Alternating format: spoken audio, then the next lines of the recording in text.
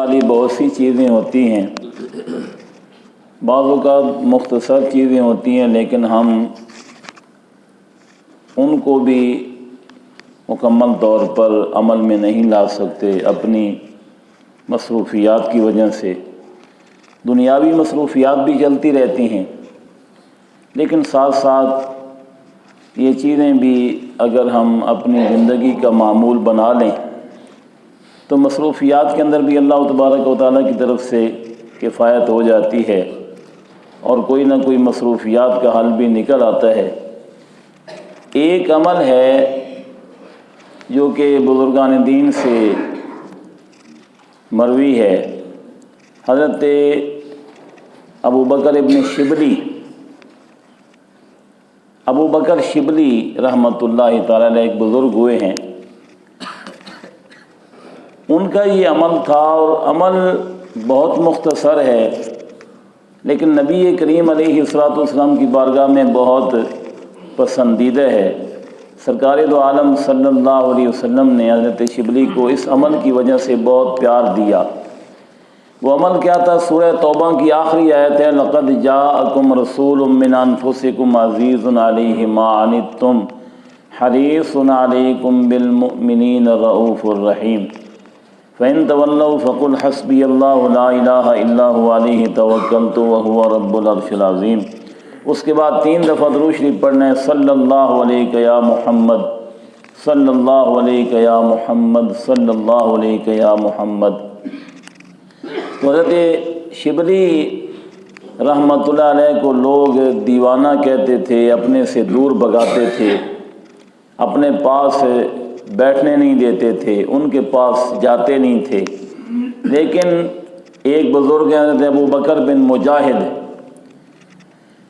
رحمۃ اللہ تعالی علیہ، بہت بڑے فقیہ، بہت بڑے عالم، ان کے پاس جب ابو بکر شبلی آئے تو انہوں نے ان کا احترام کیا، احترام کے ساتھ ان کو بغل گیر ہو کر ملے اور احترام کیا۔ تو طلباء نے پوچھا کہ آپ نے حضرت شبلی کے ساتھ ایسا معاملہ کیوں کیا ہے جبکہ لوگ ان کو دیوانہ کہتے ہیں؟ تو انہوں نے فرمایا کہ میں نے نبی کریم علیہ الصلوۃ والسلام کو جو کچھ ابو بکر شبلی کے ساتھ کرتے ہوئے دیکھا ہے وہی میں نے کیا ہے۔ میں نے دیکھا ہے کہ نبی کریم علیہ الصلوۃ والسلام کی محفل میں ابو بکر شبلی حاضر ہوئے تو نبی کریم علیہ الصلوۃ والسلام نے ان کو پیار دیا، اور پھر پوچھا گیا کہ یا رسول اللہ صلی اللہ علیہ وسلم، آپ نے ابو بکر شبلی کے ساتھ اس قدر پیار کیوں کیا ہے؟ تو نبی کریم علیہ الصلوۃ والسلام نے فرمایا کہ یہ ایک عمل کرتا ہے، نماز کے بعد، ہر نماز فرض کے بعد یہ ایک عمل کرتا ہے اور اس عمل کی وجہ سے یہ مجھے پیارا لگتا ہے۔ وہ عمل کیا ہے؟ جو آیات میں نے آپ کے سامنے پڑھی ہیں، سورہ توبہ کی آخری آیات، یہ پڑھ کر 3 دفعہ درود شریف پڑھنا، صلی اللہ علیہ یا محمد، صلی اللہ علیہ یا محمد، صلی اللہ علیہ یا محمد۔ تو اگر ہم بھی یہ عمل مطلب کہ اپنا معمول بنا لیں کہ جیسے ہی نماز فریضہ سے فارغ ہوں، پھر یہ سوال پوچھا جاتا ہے کہ نماز فریضہ کے بعد سے کیا مراد ہے؟ بعد سے مراد نماز فریضہ ادا کرنے کے بعد بھی ہے اور نماز فرض ادا کرنے کے بعد بھی ہے۔ یہ جو بعد والی سنتیں اور نوافل ہوتے ہیں یہ بھی نماز کے ساتھ شامل ہوتے ہیں، تو ان کو پڑھنے کے بعد بھی وظیفہ پڑھ لیا جائے تو وہ بھی فرض کے بعد ہی شمار ہوگا، اور نماز فرض کے بعد کوئی مختصر وظیفہ کر لیا جائے تو وہ بھی نماز فرض کے بعد ہی شمار ہوگا۔ آج مختصراً عرض کرنا ہے صلہ رحمی کے بارے میں کہ رشتہ داروں کے ساتھ تعلق جوڑے رکھنا یہ کس قدر پسندیدہ ہے۔ اللہ تبارک و تعالیٰ کے ہاں یہ بہت پسندیدہ ہے۔ اللہ کریم فرماتے ہیں آتوا حقہ یوم حصادہ، رشتہ دار کو اس کا حق دو، یہ تمہارے لیے بہتر ہے۔ واحسن تاویلا، انجام کے لحاظ سے بہت اچھا ہے تمہارے لیے۔ نبی کریم علیہ الصلوۃ والسلام نے فرمایا آج کل غیر رشتہ داروں سے رشتہ داریاں بنائی جاتی ہیں اور رشتہ داروں سے رشتہ داریاں توڑی جاتی ہیں۔ ظاہر بات ہے اگر کسی کوئی آدمی جو ہے وہ اپنے رشتہ داروں کے ساتھ وفا نہیں کرتا تو وہ غیر رشتہ داروں کے ساتھ کیا وفا کرے گا؟ یہ بات بھی ذہن میں رکھنی چاہیے۔ رشتہ داروں کے ساتھ تعلق بالکل نہیں توڑنا چاہیے، اگرچہ ان کی طرف سے تعلق توڑنے والی باتیں ہوتی رہتی ہیں اور ہوتی رہیں، پھر بھی ان سے قطع تعلق کی جو ہے وہ نہیں کرنی چاہیے، کیونکہ قطع تعلق کی یہ بہت بڑی بدبختی ہے اور بہت بڑی محرومی ہے۔ ایک حدیث شریف کا مفہوم ہے کہ نبی کریم علیہ السلام نے ارشاد فرمایا، ایک قوم کو اللہ کریم نے پیدا فرمایا، اس قوم کی وجہ سے اللہ کریم نے دنیا کو آباد رکھا ہوا ہے، اس قوم کی وجہ سے، ان لوگوں کی وجہ سے اللہ کریم نے دنیا کو آباد رکھا ہوا ہے، اور ان لوگوں کی وجہ سے اللہ کریم دوسرے لوگوں کے مالوں میں برکت دیتا ہے۔ اور جب سے اللہ تبارک و تعالیٰ نے ان لوگوں کو پیدا کیا ہے، کبھی بھی ان لوگوں کی طرف اللہ کریم نے ناراضگی کی نظر سے نہیں دیکھا، یعنی جب بھی ان لوگوں کو اللہ کریم دیکھتا ہے تو پسندیدہ نگاہ سے دیکھتا ہے۔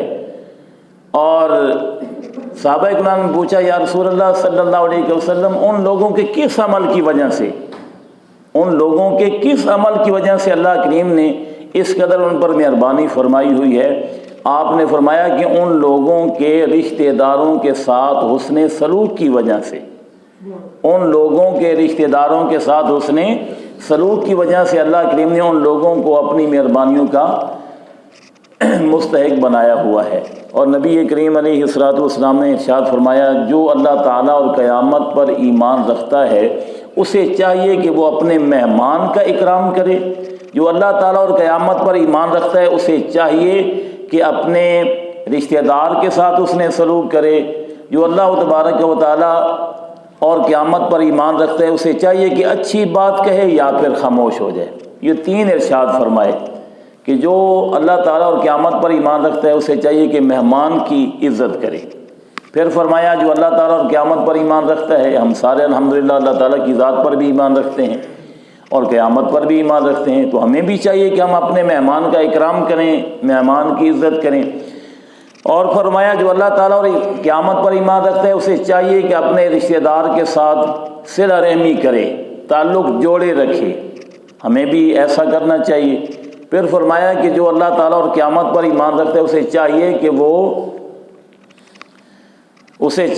وہ اچھی بات کہے، ہمیں بھی اچھی بات کہنی چاہیے، اور اگر اچھی بات نہیں کہہ سکتا یا اچھی بات کہنے کا موقع نہیں ہے تو وہ خاموش رہے۔ اللہ تعالیٰ ہمیں ان نبی کریم علیہ السلام کے ارشادات پر عمل پیرا ہونے کی توفیق عطا فرمائے۔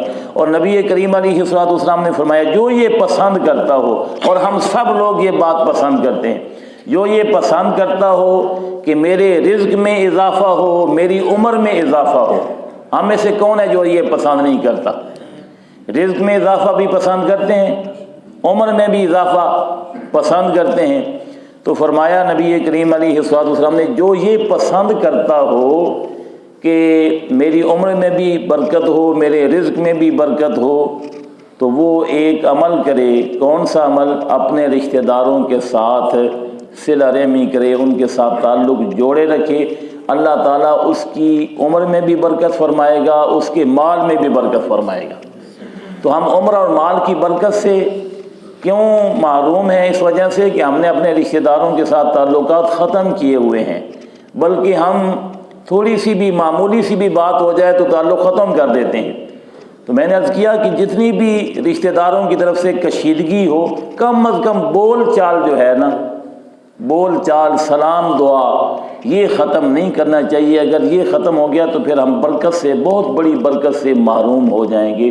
اللہ تعالی ہم سب کو اسی طرح نبی کریم علیہ السلام کے ارشادات پر عمل پیرا ہونے کی توفیق عطا فرمائے اور برکتیں عطا فرمائے۔ وما علیہ الا البلاغ المبین۔